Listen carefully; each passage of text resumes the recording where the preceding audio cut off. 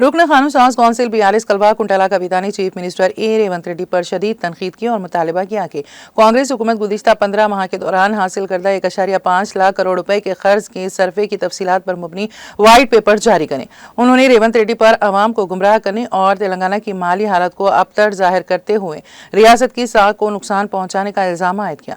उन्होंने कहा कि रेवंत रेड्डी तेलंगाना के मुफादात को नुकसान पहुंचा रहे हैं। वो तेलंगाना भवन में प्रेस कॉन्फ्रेंस से खिताब कर रही थी। कविता ने कहा कि रेवंत रेड्डी का तेलंगाना तहरीक को कोई किरदार नहीं था। वो रियासत को तरक्की की सिमत गामजन करने के बजाय झूठे दावे कर रही हैं।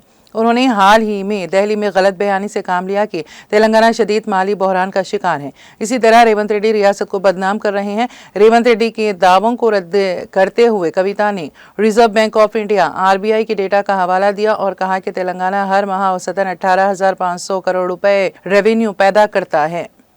ఢిల్లీలో అయినా అమెరికాలో అయినా దుబాయ్లో అయినా గల్లీలో అయినా ఎక్కడైనా మా తెలంగాణ ఉన్నతంగా ఉంది, మా తెలంగాణ గొప్పగా ఉంది, మా తెలంగాణకు మీరు రండి అని ఆహ్వానించుకుంటూ 10 ఏళ్ళు కేసీఆర్ గారు కష్టపడితే ఈ తెలంగాణ రాష్ట్రం అనేటటువంటిది భారతదేశంలో నంబర్ 1 గా ఉజ్వలంగా సాగింది. అటువంటి రాష్ట్రాన్ని పట్టుకొని ఒక రాష్ట్రానికి ముఖ్యమంత్రి అయినటువంటి వ్యక్తి నిన్న ఢిల్లీలో కూర్చొని ఈ రాష్ట్రం బాలేదు, ఈ రాష్ట్రం ఆర్థిక పరిస్థితి బాలేదు అని చెప్పి అబద్ధాలు చెప్పిండు. మన కర్మ ఏంటంటే ఆయన మన ముఖ్యమంత్రి గారు కావడం.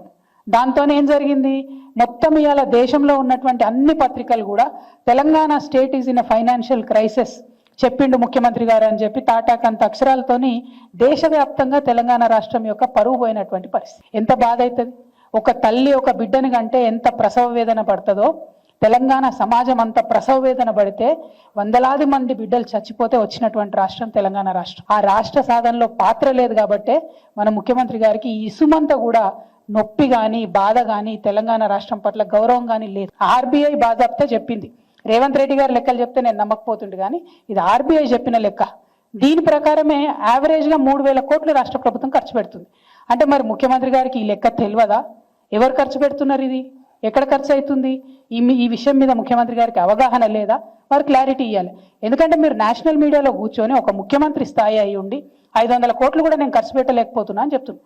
ఎందుకు ఈ మాట చెప్పిండు ముఖ్యమంత్రి గారు అంటే ఆ వ్యక్తి ఆ విలేకరు అడిగిండు, ఏమయ్య మీరు మహిళలకు డబ్బులు ఇస్తామంటారు, రైతులకు ఇస్తామంటారు, ఉద్యోగాలు ఇస్తామంటారు, ఇవన్నీ చెప్పొచ్చిండ్రు, ఇన్ని సంక్షేమ పథకాలు చేపడతామని చెప్పొచ్చిరు కదా, మరి మీరు ఎందుకు ఇస్తలేరు మహిళలకు 2,500 అని అడిగితే అది తప్పించుకోవడానికి అప్పటికప్పుడు బయటపడడానికి ఏం చెప్తాడంటే 500 కోట్ల కన్నా ఎక్కువ ఖర్చు పెట్టడం నా దగ్గర డబ్బులు లేవు, మా రాష్ట్రం బాగలేదు, మా రాష్ట్రం ఫైనాన్షియల్ సిచ్యువేషన్ బాగాలేదని చెప్పారు. ఇంతకన్నా దౌర్భాగ్యం ఉంటుందా? నీకు నికరంగా ఆదాయం 12,000 కోట్లు వస్తున్నాయి. 18,800 కోట్లలో 6,000 ఖర్చు పెట్టంగా 12,000 కోట్లు మిగులుతున్నాయి. 3,000 కోట్లు ఆల్రెడీ మీరు స్పెండ్ చేస్తున్నారని RBI లెక్కలు చెప్తుంది. ఇంత దౌర్భాగ్యం ఏందని చెప్పి నేను ముఖ్యమంత్రి గారిని నేను ప్రశ్నిస్తా ఉన్నా. దరిద్రం అనేటటువంటిది మన ఆలోచనలనే ఉంటుంది, తెలంగాణ రాష్ట్రంలో లేదు.